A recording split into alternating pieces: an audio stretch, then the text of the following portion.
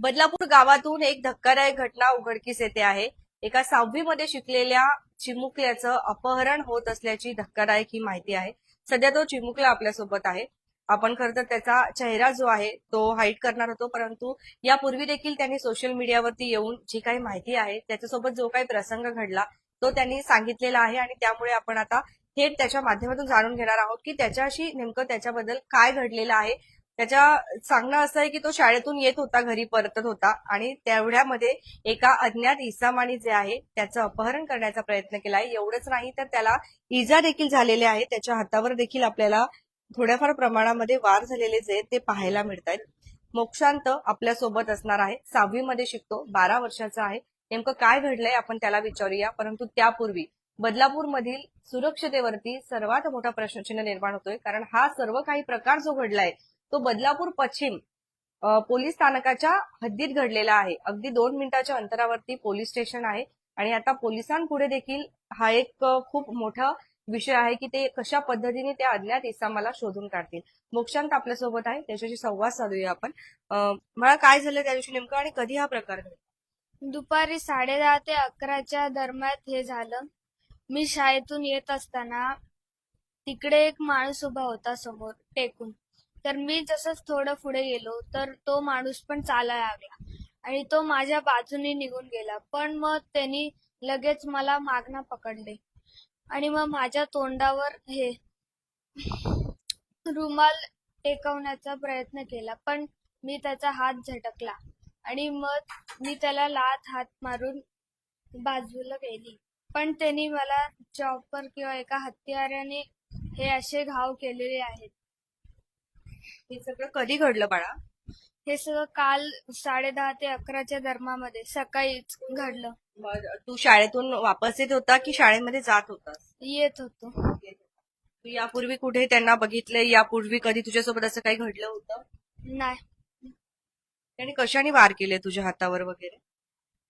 एका टाईपचं काहीतरी सुरा वगैरे. त्या वेळेला तुला भीती वाटली असेल ना, पण तरी पण तुला कसं धाडस आलं एवढं की तू अशा पद्धतीचा सामना केला पाहिजे असं? कशा पद्धतीने तू त्याला मात केलीस? मी पहिले त्याला हे मिडल मध्ये मारून हातपाय तोंडाला मारून पळालो शिवाजी चौकातून. तुला कराटे वगैरे असं सगळं काही येतं का तुला? नाही. तरी पण तू प्रयत्न केला स्वतःच्या बचावासाठी. हम्म.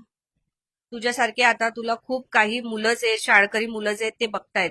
असा काही प्रसंग घडला तर ते मुलं घाबरून जाऊ शकतात. तुला काय वाटतं, तू त्यांना काय सांगशील? तुझ्यासोबत जो काही प्रसंग घडला, जर त्यांच्यासोबत काही झालं तर त्यांनी काय केलं पाहिजे? तू काय सांगशील त्यांना? मित्रांनो, तुमच्या बरोबर जर असं काय झालं तर माझ्यासारखं धाडस दाखवून त्यांना चोपा.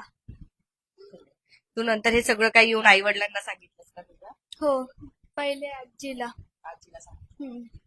धन्यवाद. तर आपण बघतोय की खरं तर खूप धाडसी आहे मोक्षांत. त्याचं जेवढं कौतुक करावं तेवढं कमी आहे, कारण मोठे मोठे तरुण सुद्धा असं काही घडलं, हल्ला झाला वगैरे तर घाबरतात, परंतु अतिशय चिमुकला असून सुद्धा त्यांनी स्वतःचं संरक्षण इथे केलेलं आहे आणि असा प्रसंग घडू नये यासाठी खरं तर काहीतरी कठोर पावलं उचलली पाहिजे.